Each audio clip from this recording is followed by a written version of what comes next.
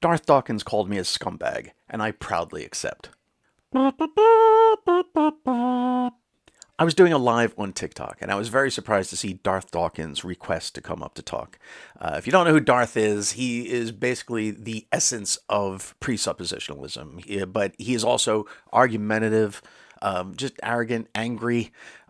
He was a Phil bro before being a Phil bro was uncool, right? He is like the forefather of Phil broism, Philbrology. It just to see him come up is to know what you're about to get if you know what he is. And I've said before, I have a number of reasons why I do lives on TikTok, but one of them is that one of the main three is that I use it as practice to be calm in the face of adversity, and Darth is nothing if not adversity. And as I say, this was the fourth time I've actually had him in one of my lives over the course of several months, I think. And it is certainly true when you see how I react to him in this video. I know for sure that I have leveled up. So here is a very short conversation with Darth. It's as much as he was able to tolerate, in which he tries to tell me things about volcanoes and sediment and something. Transition! Is why not? I knew Damien was going to say something about... Oh my god, Darth! I gotta take Darth. Shit.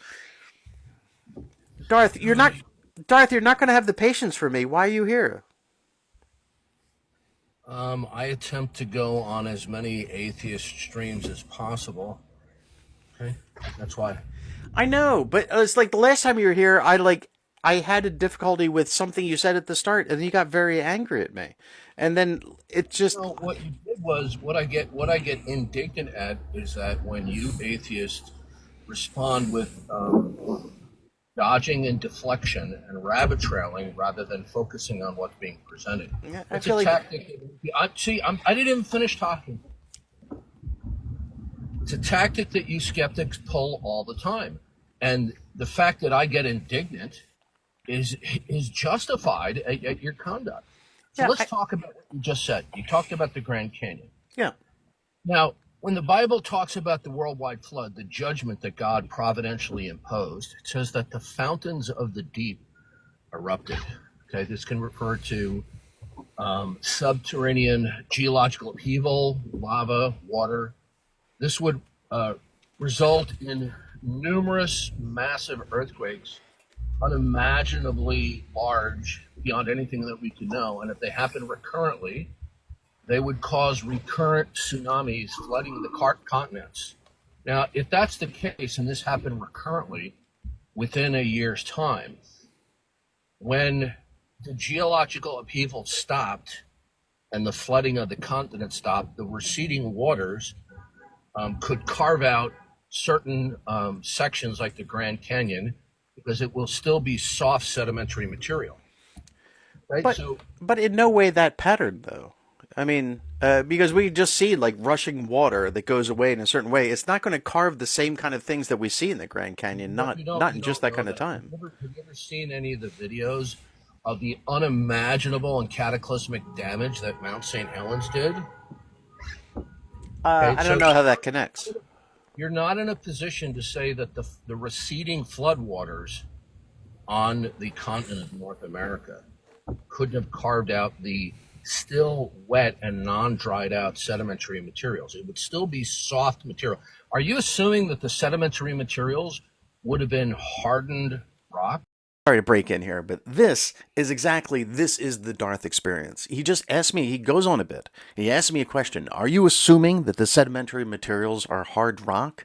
And I don't even know what that question means at this point, but it's like, I can't agree with it because I'd be lying. I don't know that I have that position. But then if I don't agree with it, or I tell him that this question doesn't make sense to me, then this is taken as an indication that I'm acting in bad faith. So it's like it's a shame. It's just a shame. I wish I could get through to the guy, but obviously there is no doing that.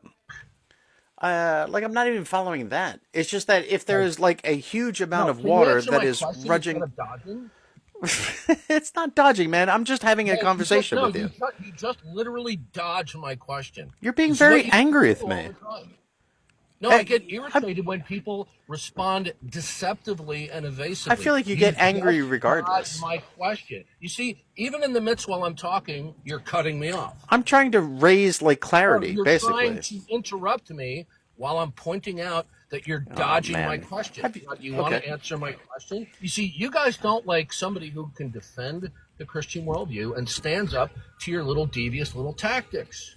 Now, I asked you a question. Really, like, aggrieved. I I'm just asked you trying a to. question. You did ask me a Answer it. question. I'm trying to answer it. I'm Have you here ever in heard good me faith, talk man. have you ever heard of me talk about the atheist 3D strategy? I don't think I have. No. Okay, I say it all the time, virtually every time I stream. I don't really follow you.